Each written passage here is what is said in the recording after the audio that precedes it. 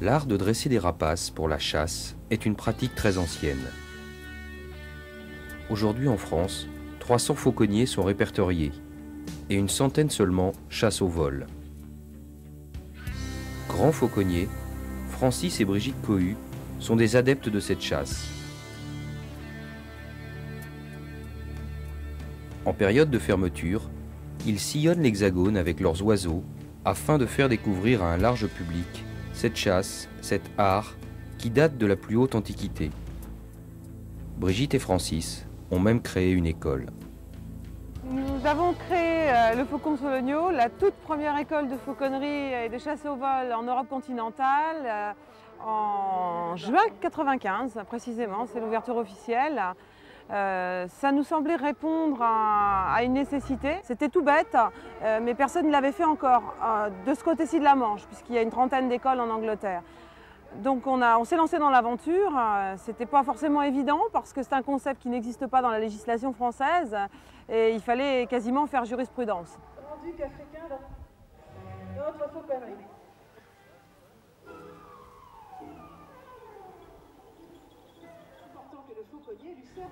Chasser avec des rapaces requiert évidemment un savoir-faire particulier, et notamment toute la période d'élevage et de dressage. Pourtant, nos deux passionnés chassent très simplement, comme n'importe quel chasseur qui part le dimanche avec ses chiens, mais sans fusil. Dès l'ouverture de la chasse, on emmène les oiseaux à la chasse.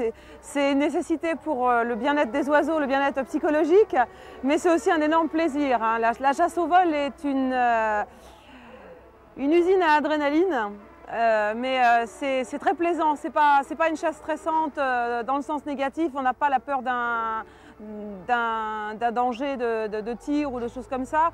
C'est très très amusant, c'est très ludique et on sait que c'est une chasse qui convient à toutes sortes de formes d'esprit, pas seulement des chasseurs convaincus de terrain, mais des gens qui ne sont pas forcément chasseurs.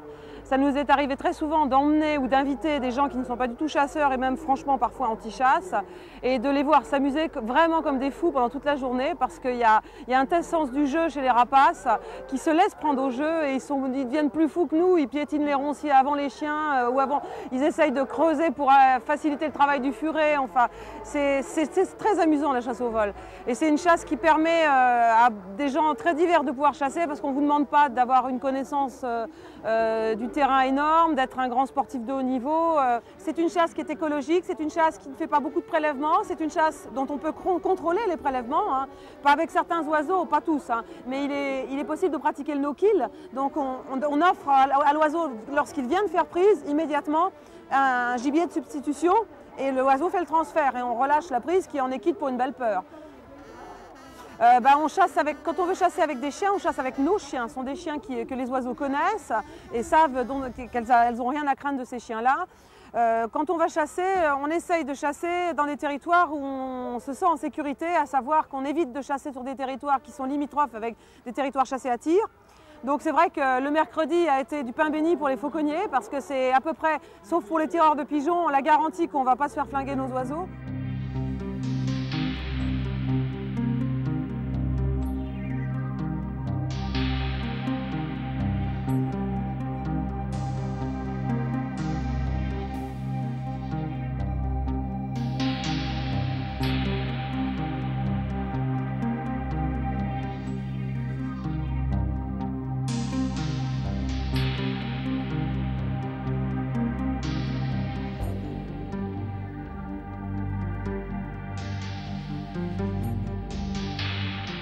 Des aigles, des faucons, des grands-ducs ou encore des harisses, Brigitte et Francis possèdent plusieurs races de rapaces. C'est principalement les harisses, notre fer de lance, mais on a aussi à la maison une querousse américaine qui est une forme de petit aigle, qui est très bien sur les lièvres et les lapins. On fait chasser les faucons dans des territoires bien spécifiques parce que c'est assez dangereux en France les faucons du fait qu'ils vont fort loin, qu'ils ne sont pas contrôlables facilement et qu'il y a beaucoup d'accidents de chasse sur les faucons. Donc nous, comme on les fait plutôt travailler dans les farouchements, c'est hors saison de chasse. Beaucoup de ces oiseaux ne sont pas de souche européenne. Problème de législation d'abord, mais aussi de facilité ou de commodité avec les oiseaux venus d'autres continents. Là encore, l'histoire entre en jeu. Il y a deux raisons qui motivent notre choix vers les oiseaux exogènes. Il y a d'une part la législation française qui est très pénalisante pour tout ce qui est faune européenne. C'est justifié dans le sens de protection de la nature, mais c'est parfois injustifié dans le sens de la fauconnerie parce que ça devient tout de suite très compliqué dès qu'on veut déplacer des oiseaux européens. La deuxième raison, c'est une raison de comportement. Il est très intéressant de remarquer que les oiseaux américains sont des oiseaux extrêmement décontractés. Ça doit être général pour tous les gens qui vivent sur le continent américain, mais les oiseaux américains n'ont pas du tout la même psychologie face aux humains.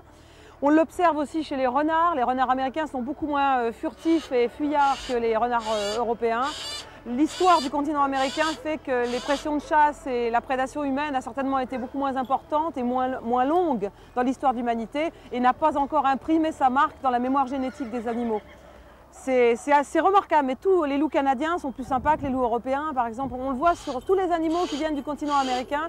Les aigles pêcheurs américains sont beaucoup plus faciles à dresser que l'équivalent européen, l'aigle pêcheur européen qu'on voit dans le nord de l'Écosse, dont la tête est blonde et pas blanche, qui est beaucoup plus difficile, sa psychologie est beaucoup plus butée que le pigargue américain. Il y a Mandy déjà qui coupe la proie. Waouh, magnifique. La prison pousse-leur. Vous pouvez applaudir. Là, on voit que le Mandy, 5 ans et demi, il a de la bouteille. Il a coupé la corde et il a coiffé le lapin pour...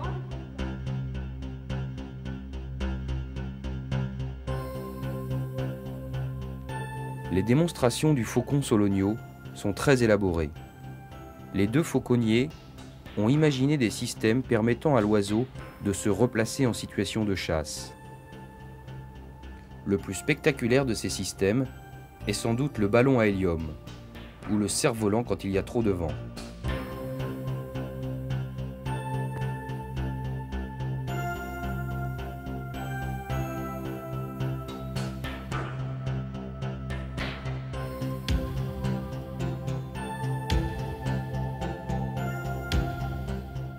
Zelda est très excitée par le leurre qui se balance comme une vraie proie.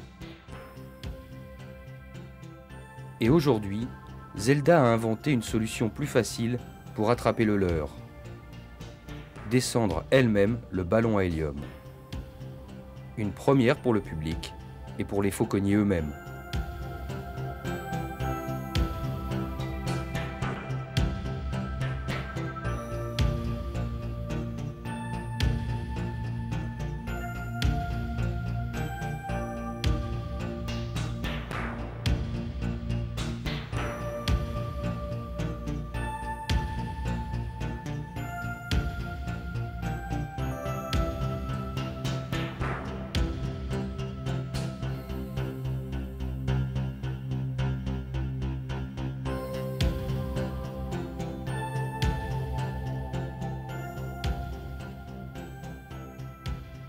Proche du tir à l'arc dans la façon d'appréhender la chasse et dans le choix des animaux, proche également de la vénerie dans le fait d'assister un animal à chasser un autre animal, la fauconnerie, telle que la pratiquent Francis et Brigitte, est un véritable spectacle et un art à part entière.